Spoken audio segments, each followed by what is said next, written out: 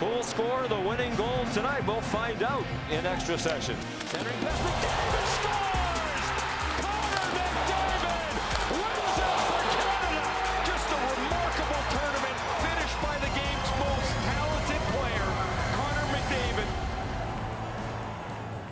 My prompter calls that an incredible finish to the Four Nations face-off. Those of us south of the 49th parallel might use a different adjective.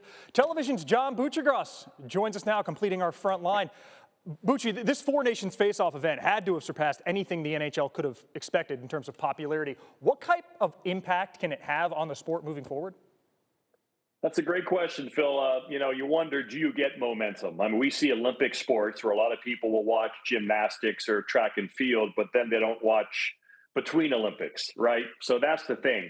Obviously, the NHL has a little bigger cultural stamp on North America. It has a long history than those Olympic sports per se. But I hope it does. We'll find out. This is a massive rating on ESPN. You're talking almost 4 times the Stanley Cup rating of Vegas and Florida a couple of years ago.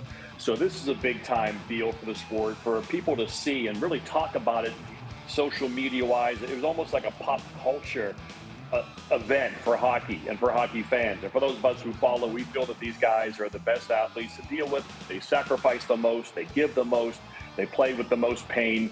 And for the world to see that, yeah, I guess it's just one event at a time like this. We haven't had this in a long time. Best on best international rivalry hockey. And obviously there was a giant thirst for it. And obviously it filled a perfect void for a lot of sports fans who were looking for meaningful things. And the cadence of the season kind of works in the favor. We only have to wait till Saturday for puck drop of the second half. Bucci, Connor McDavid and the Oilers, current favorite, kind of surprisingly to me, to bring home the Stanley Cup, plus 600 according to ESPN Bet. No Canadian team, we keep addressing this stat, has won the Cup since the Canadiens in 1993. Between the Oilers, I guess the Jets, what's the likelihood this is the year the streak is snapped? Yeah, I mean, if I had to bet a paycheck, I was forced to bet a paycheck, pick a team to win the Cup, I would bet on Edmonton.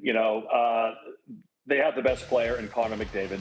He just scored an amazing goal that should fill him with all kinds of excitement, and he doesn't need confidence. He's already the best player. But just to win a trophy again. The guy hadn't won a trophy in a long time in terms of a team sport. So I think this can help energize him, energize his teammates, feel comfortable in that atmosphere. He's not going to have the same teammates, of course, like he had on Canada, but he still has Leon Draisaitl, and he still has Evan Bouchard, and he's got some really good players and really good teammates. So I do think that, they would be the favorite. McDavid, it's going to be his time at some point, and perhaps, this is a really good propelling event for him. Like you said, we're right back at it. I'm doing the Tampa Bay Edmonton game next Tuesday in Tampa Bay. So I'm going to be interested to see how much juice he has in the tank and what it can do for him going forward. But yes, I do think Edmonton, because of him, is the slight favorite to win the Cup. Bucci, we can't talk second half without addressing the Great Eight's pursuit of the Great One. Alex Ovechkin, 26 goals on the season, 16 away from breaking Wayne Gretzky's record. What's the handicap of when that might happen in your mind?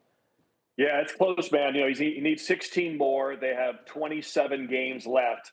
That's basically, you talk about a 42-goal season from a man his age. That is something. But he's got this long break. Remember, he didn't participate in the Four Nations, so he was able to get a nice break. And his coach, Spencer Carberry, said that he thinks his foot will be on the gas right away. He's going to go for this record. I hope he ties it at season's end, so we have the whole summer to market ESPN's opening night game next year.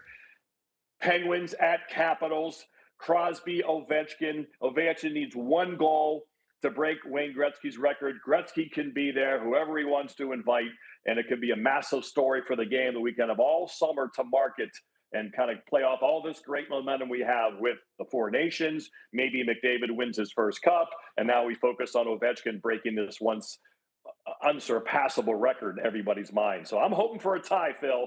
It's going to be very close. And I hope he's either one behind or tied.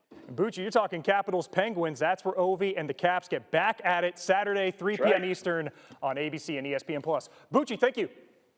Penn State, hottest college team in America.